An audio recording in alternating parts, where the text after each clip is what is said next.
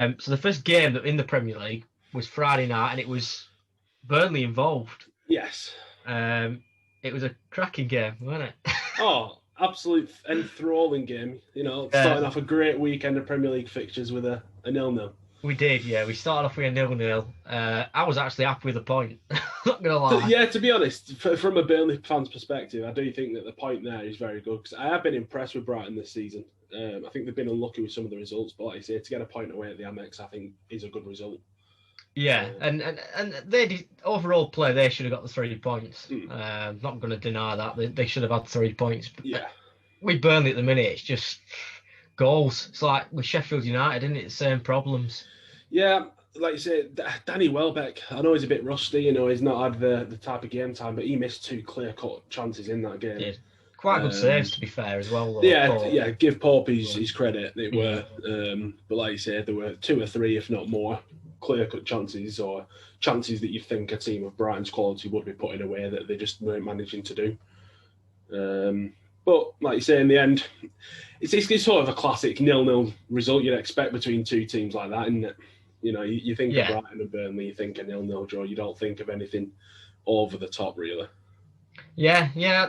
We look. I mean, we have Ben Mee back, which is a big. That's a big plus for Burnley having him Yeah, back at centre back. Yeah.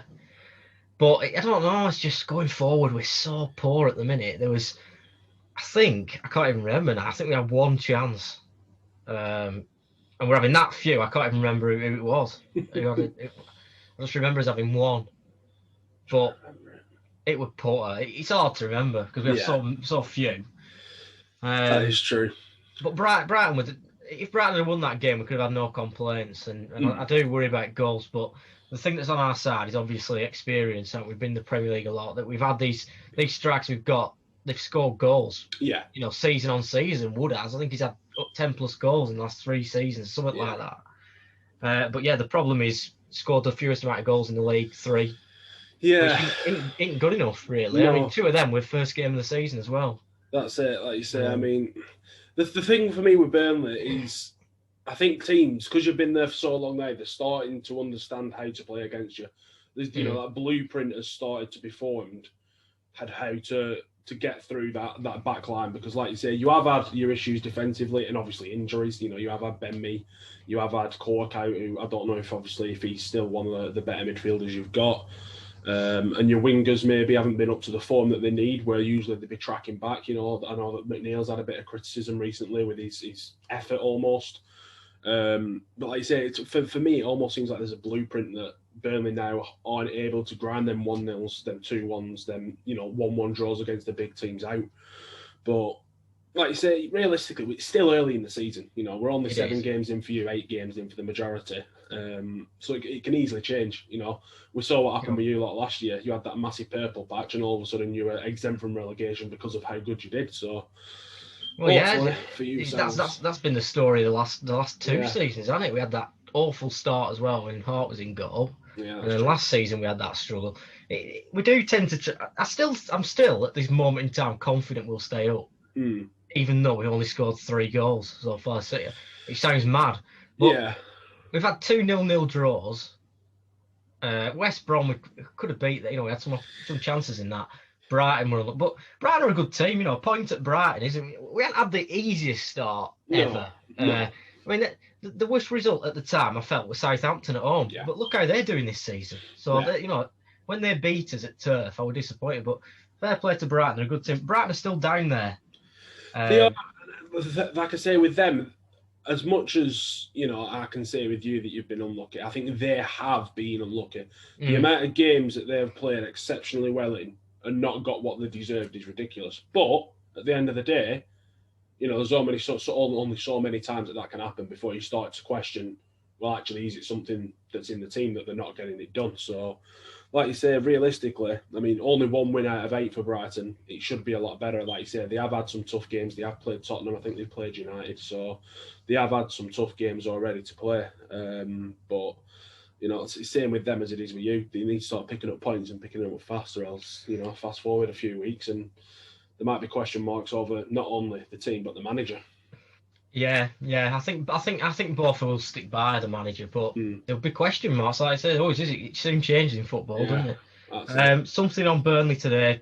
Tarkowski's gone out to national press actually, and National. said that he's not going to sign a new contract. He sort of said he wants more control over his career.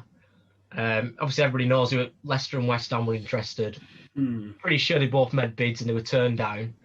But he did say in his comments, he did say he'll still give 100% for the club, which he is doing. Like we saw Yeah. against Brighton, he threw himself for everything. There's no refusing to play or anything like that.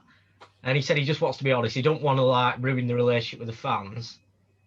What do you think when players come out? Because I'm not a big fan of it really. But then again, I like honesty, so I like to be. At least he's being transparent, isn't he? Yeah, I mean, for me, there's ways in which it's right to do it and it's wrong. I feel like he's entitled to say, look, I'm not going to be signing a new contract and make that an open knowledge. I don't think it's right to do it bang in the middle of a season when there's no chance of him leaving. He's still got November and December to transpire before he could maybe get a move that he might be looking for.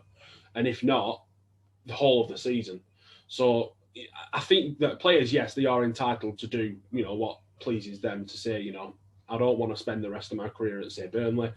I do want to get a move maybe in the future. He doesn't want that control.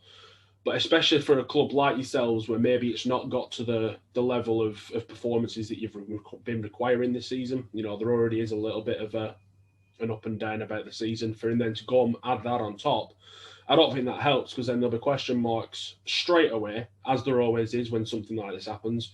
Next time Burnley are on TV, it'll just be a case of, well, is it something about Tarkowski? Is the back line now suffering? Is he, being such an influential figure of the squad? Is that then leading to a downfall in the squad? So he is entitled for me to say that, but I think there's right and wrong times to say it. And I think when he said it now, for me, it's the wrong time to say it.